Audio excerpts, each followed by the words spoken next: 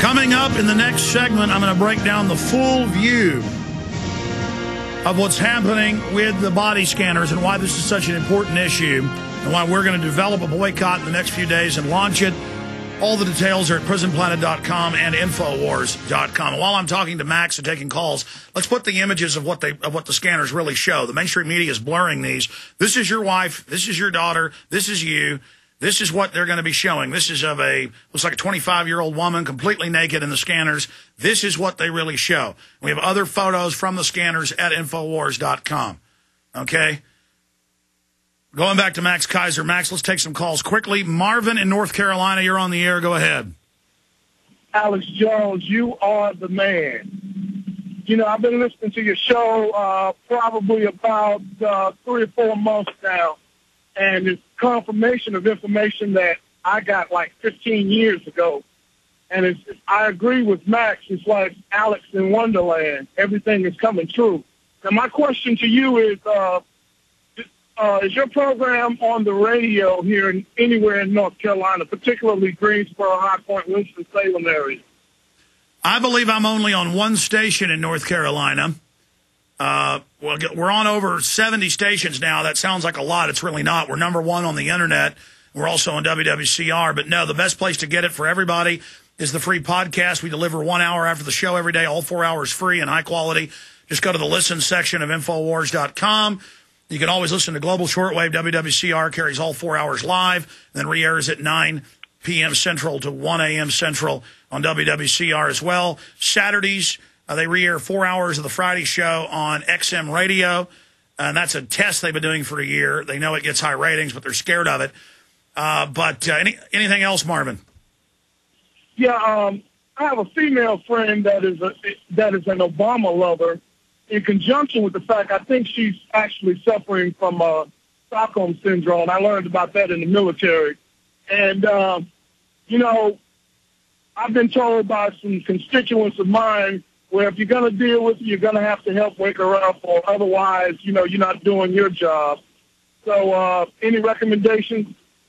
Marvin, let me get a recommendation from Max Keiser. What's the best way to wake somebody up that doesn't want to be awake? Obama is to violence what Tiger Woods is to sex. Yeah, well, I think the Tiger Woods thing, that's mostly a smear campaign. It's a distraction. No, but I mean, he's saying Tiger Woods is to sex what Obama is to violence. I mean, Obama is there to con liberals, just like Bush was there to con conservatives. These are Madison Avenue produced creatures who have no power. And so point out to her that he broke all his promises. Marvin, I appreciate your call. Go through some of the promises, Max, from your own view, that Obama has broken royally.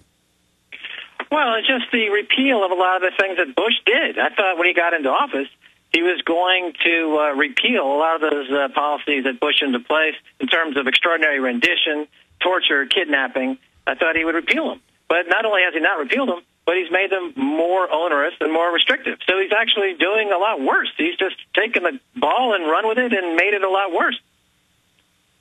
Yeah, things have gotten worse, and they'll get worse under the Republican savior coming in 3 years. Well, because all the policy, you know, you've got a government that's been captured by the professional speculators on Wall Street, and their objective, the business model, is to get cheap money and not to have to pay for any of their losing bets. Marvin, what you do is you explain to her that Obama works for the very same bankers that ran Clinton, that ran Bush. You can give them the names. And that it's the same system, and that she needs to get past the puppets and to the real power behind the throne. It's that simple. Take her behind the stage, behind the curtain, behind the movie screen. Omar in Illinois, you're on the air. Hey, Alex. Yes, thanks for all your hard work. I'm a first-time caller. Welcome. Thanks for infiltrating Bohemian Grove. That woke my brother up to the New World Order, by the way. Awesome. And thanks to you, Max Keiser, for all your hard work. I heard you say that our dollar was going to become like toilet paper. For the everyday man, what would you advise, like if you only had a couple thousand to work with, what would you advise me to do? Because I'm worried about the economic collapse and those hyperinflation. What do you advise? Well, okay, I'm not giving investment advice, but I will tell you that the obvious play here is that everything, all the currencies, including the U.S. dollar, are going to be deflating against gold bullion, and I would buy gold bullion not outside of the United States. Goldmoney.com is the only place that I know of, the best place that I know of, where you can actually buy gold bullion and have it being held outside of the United States. Well, Max, my issue is that I don't hold paper certificates in gold. I don't put my gold in some faraway vault in another country. I know you think it's safe to not be grabbed overseas, but look what's happening to the Swiss and all those bank accounts and things being grabbed. I'll tell you where I get my gold and physically hold it. It's MidasResources.com. But regardless, I agree with you. Gold is the place for people to invest. Thank you so much, Omar in Illinois. But briefly, what will it look like as the dollar, which they've gone from debating should we get rid of it, to how will we get rid of it? How do you see that process of the slow death of the dollar, or will it be a fast death? It's been a slow death, but steadily down. How do you see that taking place? Well, I think we're seeing it happen right now with the IMF is very active in Europe right now with the special drawing rights, which are a composite or it's a currency that's really an accounting entry in book form.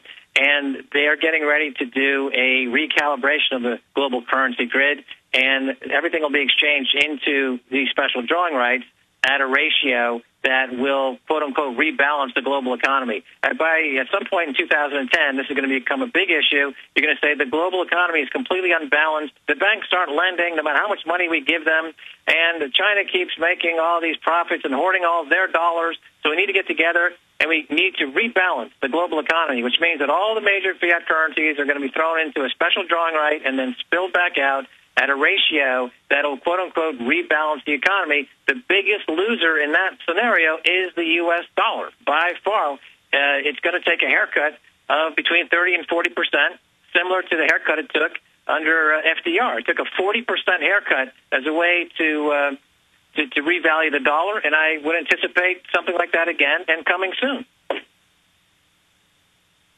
All right, let's quickly take another call here. Let's talk to David in Washington. You're on the air with Max Keiser. Go ahead. Hey, Alex. How are you? Good. Good. You were talking about Russia today and, how it covers news that American media won't cover. And, I was talking to my parents, and they came from Russia too. And they say, they understand what is happening. They went through the same exact thing with their communists. My mom was just laughing the other day saying, we came here, we ran away from the system, and we came back to the system here in America. But it's a more high-tech version. I appreciate your call. Comments on that, Max? Well, it's amazing that America seems that they have to censor ads from Russia today. They don't have enough faith in their own population to be able to sort through what they feel is material that is not in their interest. And so the federal government is saying, we don't even want you to be exposed to anything. We want total control over the total global media footprint, which is, of course, the hallmark of an empire. And let's get down to brass tacks, Alex. The reason why Al Jazeera English and Russia Today are not, they're seen by the Fox News and the CNBCs as competition. And just like the banks on Wall Street and other parts of the economy, they don't want competition. And they don't want Russia Today. They don't want Al Jazeera English. They don't want to compete with anybody. They want a monopoly. They want all the viewers. They want to say what they want to say without getting challenged in any way over there at Fox News. And let me say this. Al Jazeera got big by being a little more open.